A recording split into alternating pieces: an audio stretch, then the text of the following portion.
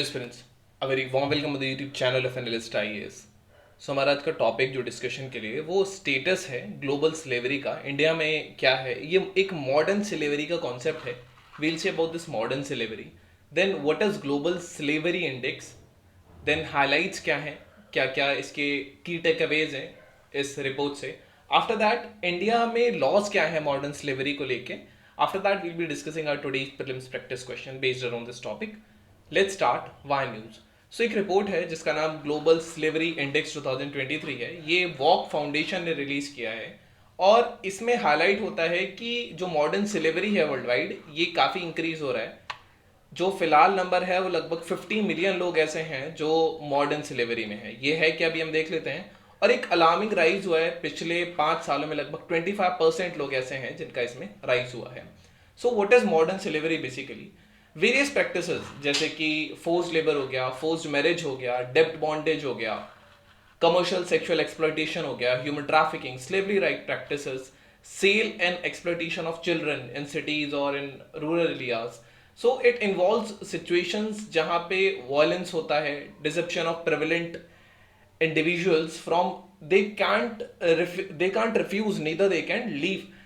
इसका बहुत छोटा सा एग्जाम्पल, दिल्ली में आज भी कुछ घरों में परमानेंट गांव की लड़कियों को रख लिया जाता है, उन्हें कमरा दे दिया जाता है, वो उस घर में काम करती हैं, रहती हैं, खाती हैं और वो उसी के अंदर रहती हैं, वो कहीं बाहर नहीं जा सकती। So it is a kind of modern slavery. So ये हम ऐसी चीजें आंखों के आसपास हम देख सकते हैं।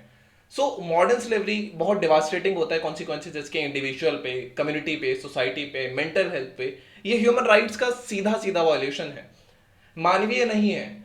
ह्यूमन डिग्निटी को ये अंडरमाइन करता है। लोग यूज करने के आदी हो जाते हैं और यूज होने के भी आदी हो जाते हैं। ये सोशल कोहेंशन को भी इरोड करता है, इकोनॉमिक डेवलपमेंट एंड ये इनइक्वालिटी को बढ़ाता है। मोरओवर करप्शन को ये और ज्यादा बढ़ावा देता है। It fuels the corruption basically. ये थ्रेट है ग्लोबल सिक्योरिटी को, स्टेबिलिटी को। ये कॉन्फ्लिक्ट को फ्यूल करेगा, टेररिज्म इससे बढ़ेगा, ऑर्गेनाइज्ड क्राइम इससे बढ़ने लगेंगे, क्योंकि किसी की भी सहने की एक सीमा होती है। So now what is global slavery index? ये मॉडर्न स्लेवरी कंडीशंस को देखता है, असेसमेंट है जिसमें 160 कंट्रीज आती हैं। इसका जो डेटा है वो रिलीज करता है International Labour Organization, the International Organization of Migration etcetera, they all together release it. Index में 3 डायमेंशन हैं: size of problem, government response और वनरेबिलिटी। वनरेबिलिटी में पॉलिटिकल इंस्टेबिलिटी है, जैसे कुछ जैसे सूडान वगैरह हो गया, ऐसी कंट्रीज हो गए, ये सारी चीजें हैं। हाइलाइट्स अगर हम देखेंगे इंडेक्स के, तो ये पर 1000 के हिसाब से निकाला जाता है। You can see the prevalence rate. North Korea में हाईएस्ट है expected, then Eritrea, then Mauritania, Saudi Arabia and all. India को जिसमें रैंक नहीं, इंडिया का जो स्कोर आया है दैट इज 8। मतलब every 8 out of 1000 person in India ये स्लेवरी में है। ये इसके लीस्ट प्रेवलेंट है ये कंट्रीज। जापान में सबसे कम, फिनलैंड, यही है, you can say Germany and all में काफी कम है। स्लेवरी इंडेक्स के हिसाब से 50 मिलियन लोग आज भी हैं जो मॉडर्न स्लेवरी में रह रहे हैं on any given day in 2021। सो ये डेटा तब का है जो आज रिलीज हुआ है, जिसमें 10 मिलियन लोग 2016 से बड़े हैं, जिसमें कहा जा सकता है कि एक व्यक्ति हर 160 लोगों में से इस वर्ल्ड में मॉडर्न स्लेवरी का विक्टिम है। ये 160 कंट्रीज को रैंक करता है और जो प्रेवलेंस है मॉडर्न स्लेवरी का ये पर 1000 पीपल पर निकाला जाता है। एशिया और पैसिफिक रीजन में लार्जेस्ट नंबर लोग हैं जो मॉडर्न स्लेवरी में आते हैं। साउथ में भी जाएंगे तो बॉन्डेड लेबर आपको कुछ मिल जाता है। इनफैक्ट राजस्थान के इलाकों में स्टैम्प पेपर पर कोविड-19 के टाइम पे डेप्ट पूरा करने के लिए लोगों ने लड़कियों को बेचा है। India has prevalence of 8, so it means कि 8 पर 1000 people in India they are the modern slaves. So what are the contributing factors? Climate change हो गया, आर्म कॉन्फ्लिक्ट हो गया, वीक गवर्नेंस है उस एरिया में, हेल्थ इमरजेंसी जैसे कोविड-19 पेंडेमिक होता है, ये सारी चीजें ये मॉडर्न स्लेवरी को राइज देती हैं।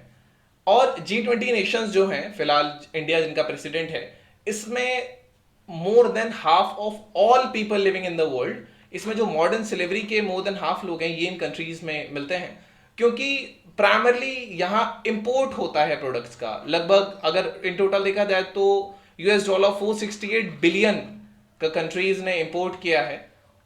विद वीक वर्कर प्रोटेक्शन हो जाता है। अब जहां वीक वर्कर प्रोटेक्शन होगा, देयरफॉर वहां पे एम्प्लॉयमेंट घट जाएगा, it will worse the forced labour conditions. Rise in modern slavery, 50 million लोग लगभग हैं, 25% राइज हुआ है लास्ट 5 ईयर में। एंड इसका जो रीजन हो सकता है वो हमने देख लिया था पहले, हेल्थ इमरजेंसी, आर्म कॉन्फ्लिक्ट हो गया, वीक गवर्नेंस हो गया, ये सारी चीजें हैं। G20 नेशंस में इंडिया टॉप पर है लिस्ट में, जहां पे 11 million people are there who are still working as the forced labourers. Then there are in China, Russia, Indonesia, Turkey and the US. So Indian law and modern slavery we will C.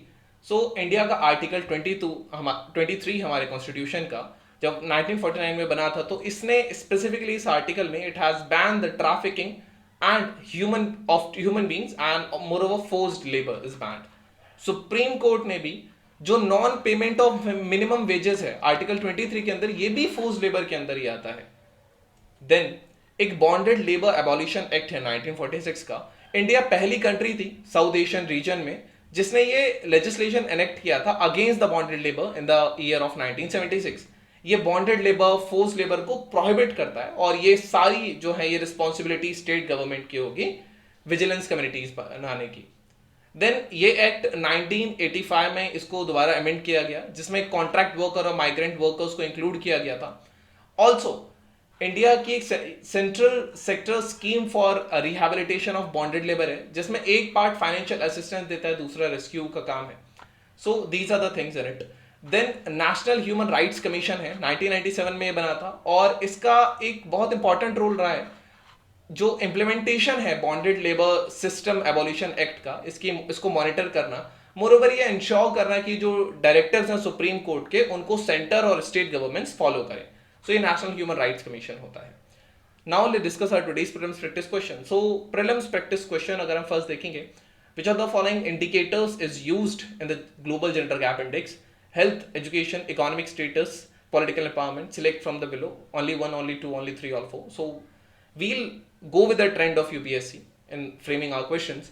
And one more thing, इसके जो challenges हैं, try to type the challenges of this modern slavery or any way forward or mitigation methods in the comment section, so that you can practice with us as well. So which of the following indicators is not used in the global slavery index? Is it a size of the problem, is it the government response, or vulnerability, or is it none? So this was all about the video and session. Thank you, have a nice day, hope you understood it.